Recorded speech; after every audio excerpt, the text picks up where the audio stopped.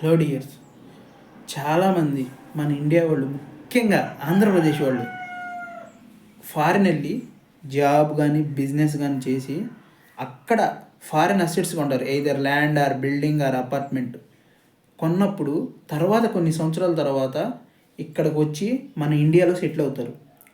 వాళ్ళు చాలామంది అక్కడ ఫారిన్ అసెట్స్ని డిస్క్లోజ్ చేయరు. ఇక్కడికి వచ్చి వాళ్ళు చేసే తప్పది.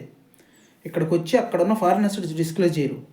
ఇప్పుడు మన ఇండియాలోకి వచ్చి సెటిల్ అయినాక అక్కడున్న foreign assets either lease or రెంట్కి ఇస్తారు కదా, ఆ అమౌంట్ మన అకౌంట్స్లోకి రెమిట్ అయినప్పుడు, డాలర్స్ నుండి రూపీస్కి వచ్చినప్పుడు ఆటోమేటిక్గా గవర్నమెంట్ డిపార్ట్మెంట్కి తెలిసిపోయింది. అప్పుడు గవర్నమెంట్ దాన్ని బ్లాక్ మనీ కింద కన్సిడర్ చేసి 100 రూపాయలు రెంట్ మనకు రెమిట్ అయితే 100 రూపాయలు ట్యాక్స్ వసూలు చేసుకుంటారు. మొత్తం వసూలు చేసుకుంటారు. So please be careful with foreign assets. When you came to India, directly immediately intimate to government department. Otherwise we may loss total amount మొత్తం కలెక్ట్ చేస్తారు. మన ఫారిన్ అసెట్ డిస్క్లోజ్ చేయమంటారు, ఫారిన్ ఇన్కమ్ డిస్క్లోజ్ చేయమంటారు. 100% tax వసూలు చేసుకుంటారు. So be careful with foreign assets friends.